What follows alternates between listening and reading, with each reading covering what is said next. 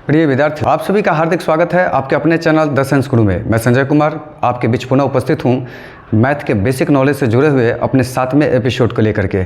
आज के इस एपिसोड में हम चर्चा करने वाले हैं विभाजता के नियम के संदर्भ में। आप सभी विद्यार्थियों से आग्रह है कि मेरे इस वीडियो के साथ आप अंत तक बने रहें ताकि विभाजता के नियम से आप भली भांति परिचित हो सकें, क्योंकि आप सभी के जीवन में विभाजता के नियम का या अन्य किसी भी प्रतियोगी परीक्षा के दृष्टिकोण से इसका बहुत ही विशेष महत्व है। इसलिए मेरे इस वीडियो के साथ आप अंत तक जुड़े रहेंगे, बने रहेंगे। तो अपने इस 7वें एपिसोड की चर्चा की हम शुरुआत करते हैं और सबसे पहले हम जिस तथ्य की चर्चा करने जा रहे हैं वह है 2 से विभाजता का नियम। एक पुनः आग्रह है आप सभी से कि मेरे बात को सुन समझ करके आप उसे कॉपी में नोट करते रहेंगे ताकि भविष्य में जरूरत पर आप उसका पुनः प्रयोग या उपयोग कर सके। तो चलिए 2 से विभाजता के नियम की हम चर्चा करते हैं।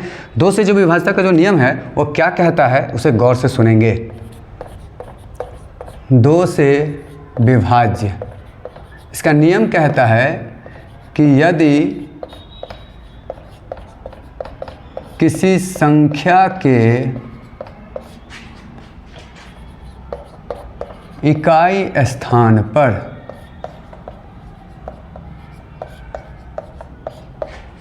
शून्य, 2, 4, 6, 8 हो तो वह संख्या 2 से पूरा विभाजित होगी। मैं फिर से दोहरा दूं, यदि किसी संख्या के इकाई स्थान पर 0, 2, 4, 6, 8 हो तो वो संख्या 2 से विभाजित होगी। हमें सिर्फ इकाई स्थान पर देखना पड़ता है 2 से विभाजता का नियम जांच करने के लिए। जैसे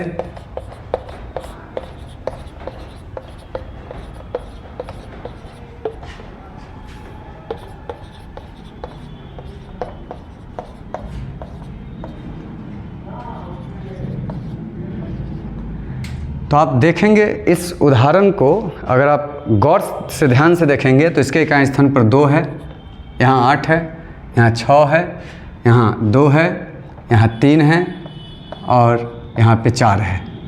तो जिसके इकाई स्थान पर 2 हो, 4 हो, 6 हो, 8 हो, 2 हो, वो संख्या 2 से विभाजित होती है। तो ये संख्या हमारे 2 से विभाजित हैं, ये सभी संख्याएं 2 से विभाजित हैं, यह भी 2 से विभाजित हैं, यह भी 2 से विभाजित हैं। लेकिन इसके इकाई स्थान पर आप ध्यान दे रहे हैं तो वहाँ पर इकाई स्थान पर 3 है, तो वो 3 जो है वो 2, 4, 6, 8 में से नहीं है, इसलिए यह जो संख्या हमारा है वह 2 से विभाजित नहीं होगा। तो 2 से विभाजता के लिए हमें सिर्फ उसके इकाई स्थान पर देखना है। अगर 0 हो, 2 हो, 4 हो, 6 हो, 8 हो, इनमें से कोई भी हो तो हम समझ जाएंगे कि वो 2 से विभाजित है। अब 3 से जो विभाजता का जो नियम है वो क्या कहता है उसे सुनेंगे। 3 से विभाज्य, यदि किसी संख्या के अंकों का योग 3 से विभाजित हो तो वह संख्या 3 से पूरा विभाजित होगी।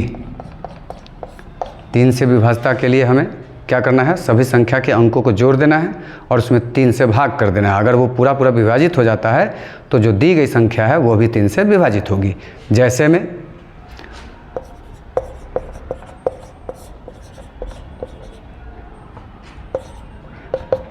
ये एक संख्या है, इसके अंकों को हम जोड़ेंगे तो 8 जोड़ 7 जोड़ 3 जोड़ 6, इसका जो जोड़ होता है 8 7 15, 15 3 18, 18 6 जो हो जाता है 24 और 24 3 से क्या होता है डिवाइड हो जाता है 8 बार, इसलिए यह संख्या जो है वो 3 से विभाजित होगी। तो अगर हम अंकों के योग में 3 से भाग कर दें और वो पूरा विभाजित हो जाए तो हम समझ जाएंगे कि पूरी संख्या भी 3 से विभाजित होगी। एक और उदाहरण के द्वारा समझते हैं इसे हम। जैसे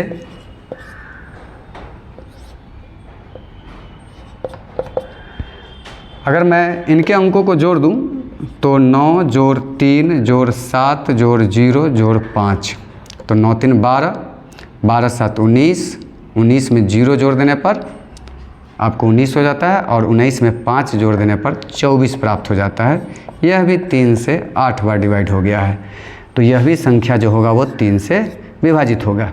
एक अन्य संख्या लेते हैं,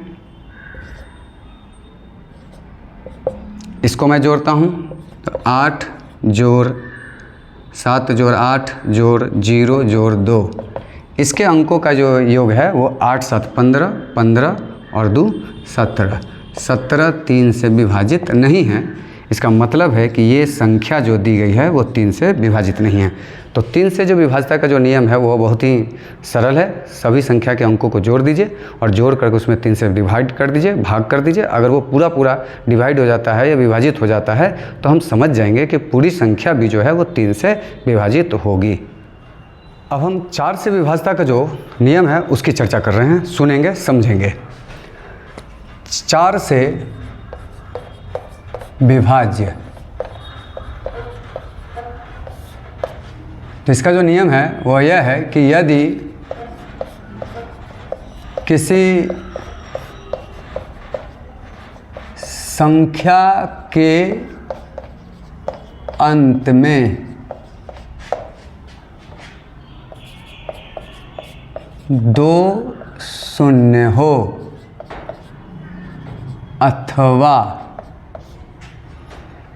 अथवा उस संख्या के इकाई एवं दहाई स्थान से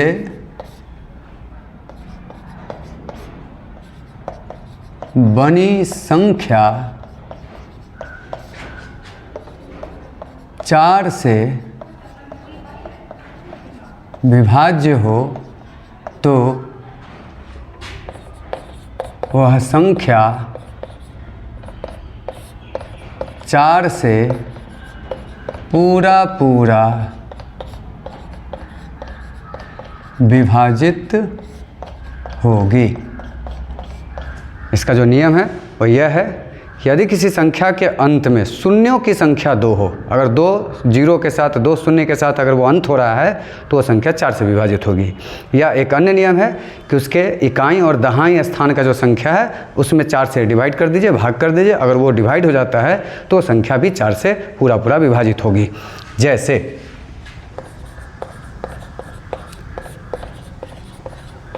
यह 2 शून्यों के साथ अंत हो रहा है, इसलिए यह संख्या जो है वो 4 से विभाजित होगी। पुनः इसका जो इकाई दहाई का स्थान का जो अंक है वह 4 से विभाजित है 6 बार, इसलिए यह संख्या भी वह 4 से विभाजित होगी। लेकिन मैं यहाँ देख रहा हूँ इसके जो इकाई दहाई से बना हुआ जो संख्या है वह 37 है और 37 4 से विभाजित नहीं होता है।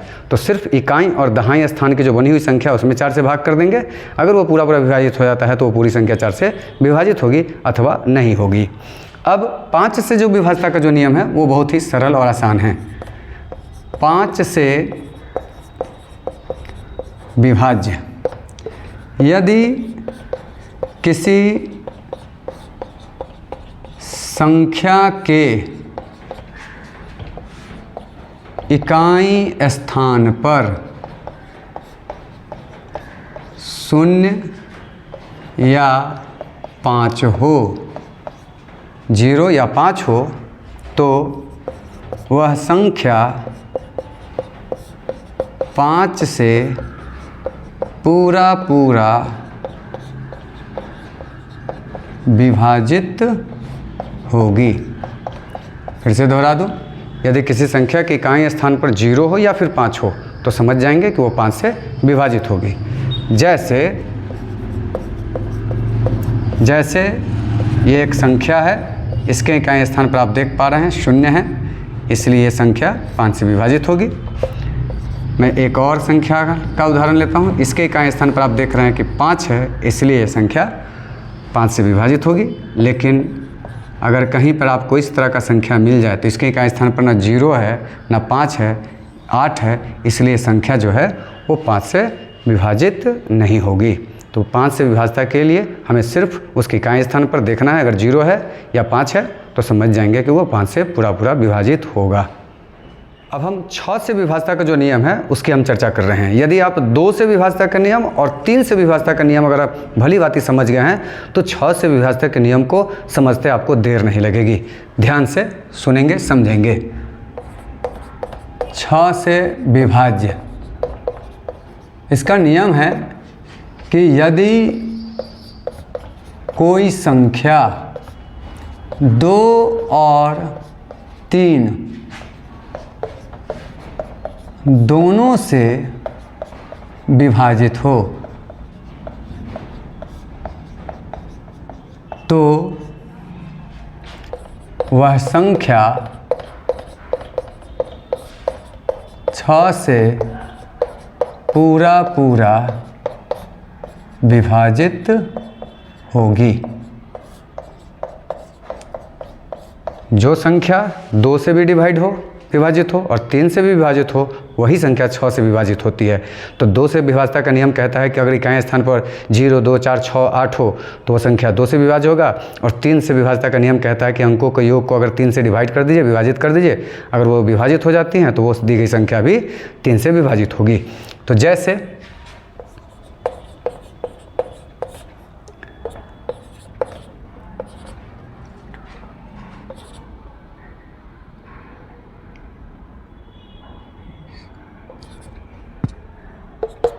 इस संख्या को देखिए, तो इस संख्या के इकाई स्थान पर 4 है, तो 4 है, इसका मतलब है कि ये 2 से विभाज्य है। अब ये 2 से विभाज्य तो है लेकिन 3 से है कि नहीं, इसके अंकों को योग करके हमको देखना पड़ेगा। तो इसके अंकों का जब हम योग करते हैं तो 8 जोड़ 6 जोड़ 4 जोड़ 2 जोड़ 4, इसको जोड़ते हैं तो 8 6 14, 14 4 18, 18 2 20, 20 4 24 आता है। और 24 जो होता है वो 3 से डिवाइड हो जाता है। इसका मतलब है कि यह संख्या 2 से भी डिवाइड है और 3 से भी डिवाइड है, इसलिए यह संख्या 6 से भी विभाजित होगी। तो हमको 6 से विभाज्यता के लिए देखना होगा कि वो 2 से है या नहीं, या फिर 3 से है या नहीं। अगर 2 से है और 3 से नहीं है विभाजित तो इसका मतलब है कि वो संख्या 6 से विभाजित नहीं होगी। अब 7 से जो विभाज्यता का जो नियम है उसे ध्यान से सुनेंगे। 7 से विभाज्य, तो 7 से जो विभाज्यता का जो नियम है वह विशेष कुछ है नहीं, उसमें आपको भाग करके ही देखना पड़ेगा कि वह 7 से विभाजित है या नहीं। लेकिन कुछ ऐसे ही सामान्य नियम है जो कुछ ही अंकों पर लागू होता है, उसकी मैं चर्चा कर देता हूं आपके बीच। यदि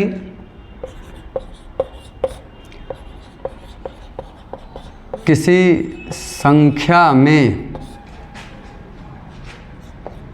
एक ही अंक की 6 बार पुनरावृत्ति हो तो वह संख्या 7 से पूरा पूरा विभाजित होगी। अर्थात कोई भी संख्या में एक ही अंक 6 बार दोहराए गए हैं, उसी की पुनरावृत्ति हो रही है 6 बार। अब जैसे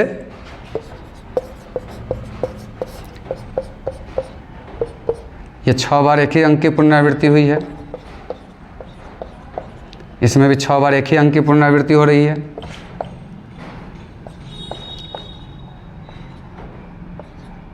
इसमें भी 6 बार एक ही अंक की पुनरावृत्ति हो रही है। तो ये सभी जो अंक होंगे वह 7 से विभाज्य होंगे, अन्यथा इसको छोड़ करके आपको 7 से भाग करके ही देखना पड़ेगा कि वो संख्या 7 से विभाजित है या नहीं। 8 से विभाज्यता की जो नियम है वो इस प्रकार है, उसे भी ध्यान से सुने समझे। 8 से विभाज्य, यदि किसी संख्या के अंत में 3 शून्य हो अथवा इकाई दहाई एवं सैकड़ा स्थान से बनी संख्या 8 से विभाजित हो तो वह संख्या 8 से पूरा विभाजित होगी। यदि किसी संख्या के इकाई स्थान पर दहाई स्थान और सैकड़ा, इकाई दहाई सैकड़ा से बनी हुई संख्या जो है उसमें अगर हम 8 से विभाजित कर दें, अगर वो पूरा विभाजित हो जाए तो दी गई संख्या भी 8 से विभाजित होगी। अथवा 3 शून्यों के साथ कोई भी संख्या अंत हो रहा हो तो वो संख्या 8 से विभाजित होगी। और 9 से जो विभाजता का जो नियम है वो इस प्रकार है। यदि आपने 3 से विभाजता का नियम समझा है तो 9 से विभाजता को नियम को समझते आपको कोई परेशानी या समस्या नहीं होगी। 9 से विभाज्य, यदि किसी संख्या के अंकों का योग 9 से विभाजित हो तो वह संख्या 9 से पूरा विभाजित होगी। यदि किसी संख्या के अंकों का योग 9 से विभाजित हो जाए तो वो पूरी संख्या भी 9 से विभाजित होगी। अब जैसे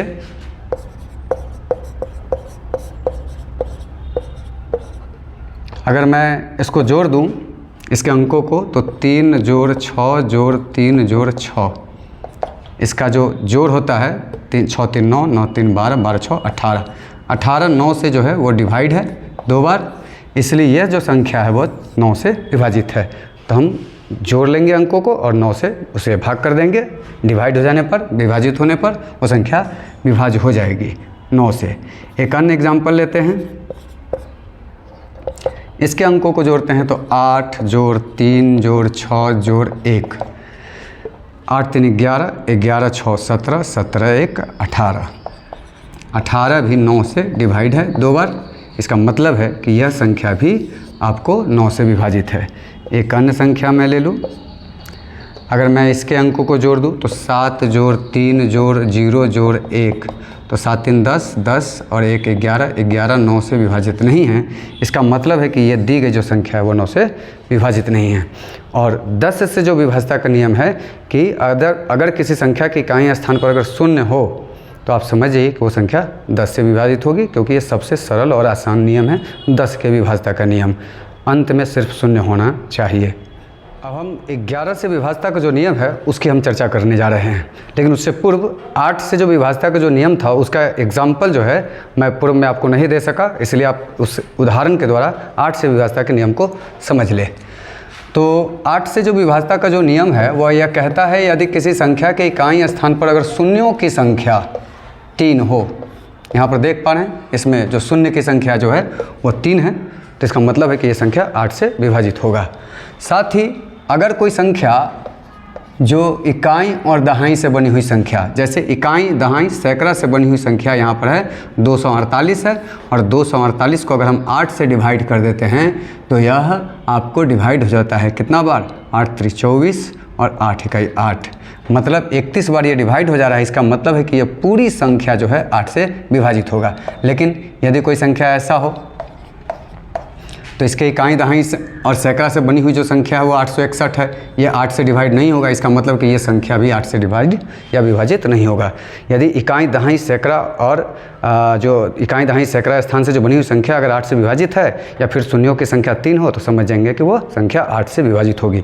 11 से जो विभाजता का जो नियम है वो बहुत ही सरल है, लेकिन थोड़ा ध्यान से और गौर से समझेंगे तब आपको सरल लग गया, अन्यथा वो कठिन लगेगा। तो 11 से विभाज्य, इसका जो नियम है, यदि किसी संख्या के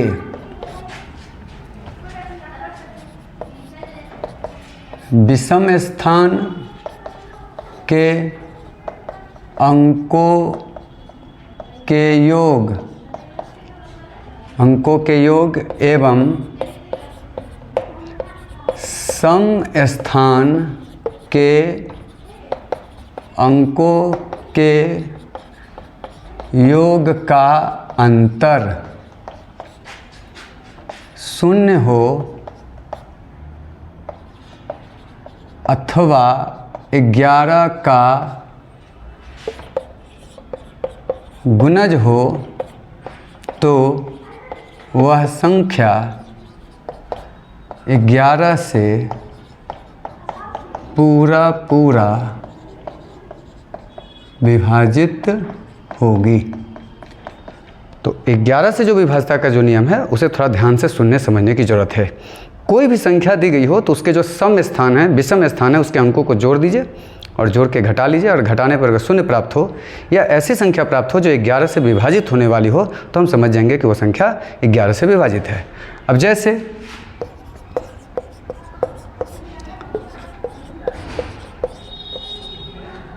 अब इस पर ये जो संख्या है ये नंबर 1 पर है, ये नंबर 2 पर है, ये नंबर 3 पर है, और इधर से ये नंबर 4 पर है, और ये 5 पर है, और ये 6 पर है। तो हमारा ये जो हो गया विषम स्थान हो गया, ये सम स्थान है, ये विषम स्थान है, ये सम स्थान है, ये विषम स्थान है, और ये सम स्थान है। तो जो इकाई पर है वो विषम स्थान है। तो हम सबसे पहले विषम स्थान के अंकों का योग, विषम स्थान के अंकों का योग।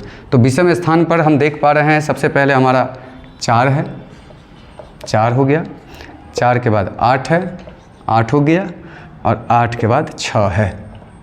तो इसको हम जोड़ देते हैं तो 8 से 14 4 18 हो जाता है।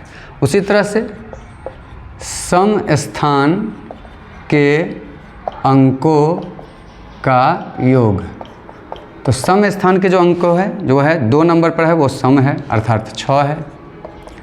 जो 4 नंबर पर है वो है सम स्थान पर 7 है, और फिर आपका जो 6 नंबर पर है 8 है, इसको जोड़ दीजिए। तो इसको जोड़ देते हैं तो 8 7 15, 15 6 21। अब जो ज़्यादा संख्या आया है उसमें से कम संख्या को घटा लीजिए, इसका अंतर निकाल दीजिए। तो अंतर निकालने पर हमें आ रहा है 18 घट जाएगा 21 में से, तो यह 3 आ रहा है। तो यहाँ पर या तो शून्य आना चाहिए या फिर ऐसी संख्या आनी चाहिए जो 11 से विभाज्य हो, अर्थात ये जो संख्या है वो 11 से विभाज्य नहीं है।